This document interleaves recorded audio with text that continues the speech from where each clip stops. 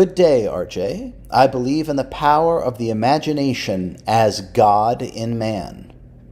Of course, our choice is to use it consciously to achieve the desired end. Personally, I imagined my way out of an opiate addiction. I was reading your book on the chapter on doubt. You wrote about detachment from any result. For clarification, you've detached from any result. If you're enjoying the video and you want to go deeper with me, check out my meditation masterclass. It's unlike anything. It's pinned in the comments below. But the desired intentional result of transcendence of permanent paralysis and severe disease. Am I correct? Love you, brother. Rashim. Rashim, I love you too. Fantastic question. And kudos to you for overcoming an opiate addiction. Well done, my friend. Well done. Okay, let me bring this off the screen here. Okay. So what are we talking about here when we talk about detaching from any desired result? Okay, this is a bit tricky, okay, for the pattern subconscious egoic mind. One, because we're such a result-oriented species, right? Okay, now this is problematic on many reasons. So let me just address Rashim's question directly. So the order of creation, as I experience it, okay, starts with desire, then intention, then thought, then emotion, then action, then behavior. That is the order of creation as I experience it from a heightened state of consciousness. Now, if you notice, desire and intention are at the top. Okay, now what that means is the desire and intention are frequencies that exist above thought, emotion, action, and behavior. The higher the frequency, the more powerful and the more potent. Okay, higher frequencies affect and dictate what goes on in lower frequencies. Nothing originates in the lower frequencies. We don't originate from here. We are projected from up on high. Okay, so if we want to be more in alignment with ourselves, we have to work in a higher consciousness or higher frequency way because we are supremely high frequency beings. Now, to do that, we have to work at the very beginning. From my perspective, we have to work at the very beginning in terms of the order of creation to be as powerful a creator as possible. And Rashim is right. This is part of how I literally put myself back together through permanent paralysis, chronic disease, and life-threatening illness. Most of you know that whole story. If you haven't gotten my book, get it. Supercharged Self-Healing. It'll change your life completely. So what we want to do, we want to align ourselves with our desire and intention because those are higher frequencies than thought, emotion, action, and behavior. Therefore, they are more powerful.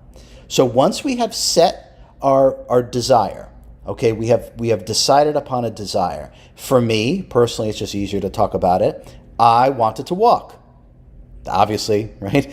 I was permanently paralyzed from the chest down. So my highest desire, my specific desire, was to be able to walk again. Okay. The drop down from desire is then intention. So what you want to do is harness your intention with your desire. You could think of it as your will or your determination, okay? Once those things are merged, if the desire and the intention are merged with you and it becomes one thing, you are now unstoppable. Now what happens is that every thought, emotion, action, and behavior will automatically be in accordance with your desire and intention, because that's how the information trickles down frequentially into the mental body, into the emotional body, into the etheric body, and then into the physical body. So what you want to put is the desire and the intention, harness yourself and unify yourself with that.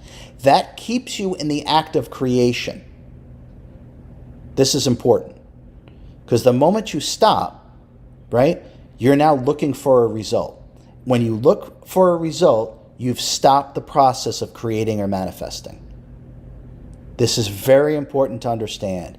Let me give a ridiculous analogy because I like ridiculous analogies. Okay, if you get in your car, you put in your GPS, you're going to the store, right? Many of you have heard me use this analogy before, but it bears repeating, okay? Listen to me. You put your address into the GPS, you're going to the store, right? Okay.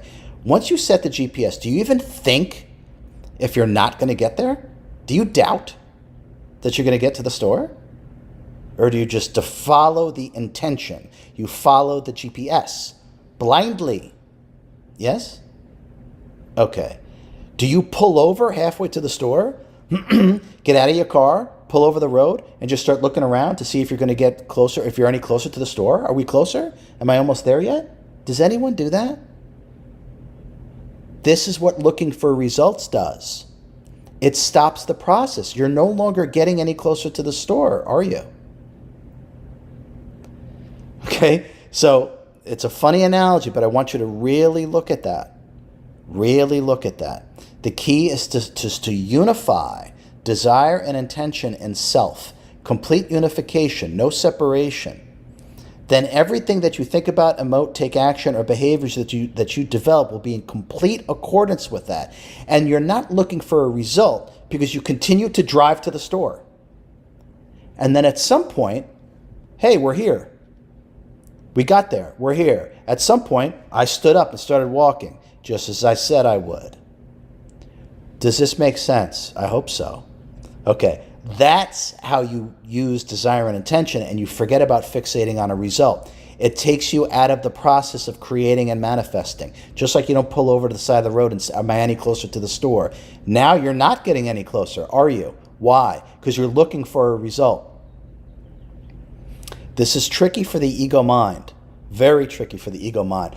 But the higher consciousness, what you really are, totally understands this and actually operates this way.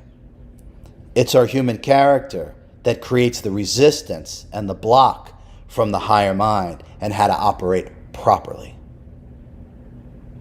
Rashim, I love you, brother. Great question. Thank you. I hope all of you found this enlightening. Share these videos, please. People need to hear these things. They need to learn how to operate in a different way. And by availing themselves of these videos and these teachings, they will start to lead a different life. I hope you enjoyed the video. Now, if you are desirous of more of the real you, and less of your conditioned, agitated mind, if you know that you can create a life that you're not leading right now, but you know you can, check out my meditation masterclass. It's pinned in the comments below.